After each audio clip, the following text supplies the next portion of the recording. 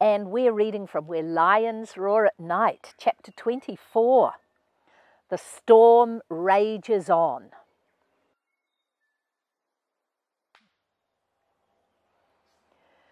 Hello and welcome back to Storytime at Riverwood Cabin. I'm Rosie Boom, this is Epi, and we're reading from Where Lions Roar at Night, chapter 24. The storm rages on. No one went to bed early that night. Millie helped Mum squeeze out the sodden towels and empty buckets, while Sam and Jake had fun playing with all the candle wax dripping down the sides of the candles. Then they all crowded into Mum and Dad's bed and read a few chapters from Little House in the Big Woods. Millie held the lantern close so Mum could see. Finally, Mum closed the book. That's all for tonight. My voice is hoarse from trying to read above the sound of the rain. Just one more, pleaded the children. No one wanted to go to their own beds. Mum looked at their eager faces and relented. Just one more, she said firmly. She was halfway through when Dad held up his hand. Shh! They all sat very still and listened. Millie could hear the wind howling and the rain pounding. She could hear the creaking and groaning of the barn. Then she heard the mournful bellowing of Dad's bulls. Bother! Dad leapt out of bed. The bulls are out! They all climbed up to the window and peered out into the dark. Right outside the window were huge black shapes. They looked like buffaloes to Millie, but they weren't. They were Dad's bulls, and they were pushing against the barn and against Mum's potted fruit trees and roses. Oh no, cried Mum, they're eating my trees. Dad disappeared into the darkness and the rain and the wind. He came back half an hour later, looking frazzled and annoyed. I can't keep them in their paddock, he told Mum. They've worked out that the jolly electric fences aren't on. He wiped the rain from his face. What a pain having these huge beasts down here. I should have kept them up at Penny and Dave's farm. You weren't to know we would have a storm like this, said Mum. Dad groaned. You should see the mess they're making out there. They've made it a sea of mud. Mum didn't want to see. Instead, she tucked the children into their beds and kissed them good night. Try and sleep, and try not to worry about the storm. Millie did try, but everything sounded worse alone in bed at night. When a huge gust of wind shook the barn, she hid her head under the quilt and prayed the roof would stay on.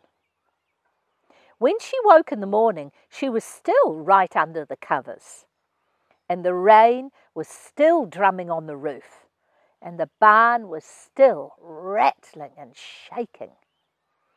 The sky outside looked angry and dark, and everywhere she could see was flooded. She jumped out of bed and ran down to Mum and Dad. Mum pulled back the covers and Millie jumped in. What a night, eh, Millie? Did you get some sleep? Millie nodded. She felt so much safer down here with Mum and Dad, and the rain wasn't so loud and scary. Her eyes felt heavy and tired. After they'd all enjoyed some hot porridge cooked on the homeward, Dad said, Why don't we go for a little drive to see what's happening elsewhere? They piled into the van and set off down the drive. They didn't get far. A large tree had fallen across the drive, blocking the way. They sat in the car and tried to see out the windows. A number of trees lay fallen in the paddocks, their huge roots sticking up in the air like giant spider legs. Dirty, muddy water covered the paddocks and road. Oh, boy, said Mum, what a mess. Dad gave a grim nod. Wait till you see our place. The meadow is covered with water and some of our lovely native trees have fallen, and it's not over yet. Milly groaned. How much more rain can there be in the sky? Plenty, said Josiah. The power was still off when darkness fell that night. Kate cooked a lovely dinner in the homewood, and they sat around the fire for a long time afterwards, enjoying its warmth and gentle light. Milly had fun with the boys, carving the candle wax that dripped onto the table. Just think of the poor men fixing the power lines in this storm, said Mum, as the barn rattled again in the fierce wind. What a job! I'll say, agreed Dad. It was bad enough trying to nail down the tin on our roof yesterday. The ladder didn't feel very safe. Do you know, I heard on the news today that they are saying this is a 100-year storm. Imagine it. 2 100-year storms in a matter of 3 months. I must say that makes me feel rather old. Mum laughed. Me too. Or maybe I'm just exhausted. I hope we sleep a bit better tonight. At least we won't lie awake expecting the roof to blow off at any moment. She looked at Dad. The wind has dropped a bit, hasn't it? He nodded. Still pretty fierce, though. But I think if we were going to lose the roof, we would have lost it last night. Sam looked up from his carving. It was pretty scary being on the top bunk last night, he said in a quiet voice. Mum looked up at his soft, earnest eyes and gave him a hug. You should top and tail with Jake in the bottom bunk tonight, Sam. You'll be nice and warm together and it won't be nearly as scary. And you know you can come down and sleep with Dad and me any time, don't you? Sam nodded.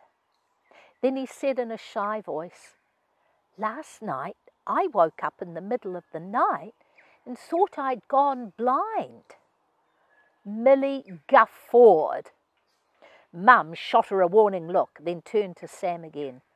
Because it was so dark? She asked gently. Sam nodded again. I forgot the power was off and everything was so black I couldn't see my hand. Milly spluttered again and Mum narrowed her eyes at her over the top of Sam's head. Then she dropped a kiss on his blonde hair. Well, you come and cuddle us tonight if you feel scared, darling. Then she looked over at Milly and added, If there's enough room, that is. Milly and Jake might have beaten you to it. Yeah, right, said Milly with a chuckle. But deep down she knew just how Sam felt, and she knew Mum was probably right. There could be a bit of a squash in Mum and Dad's bed tonight if the storm wouldn't shut up and go away.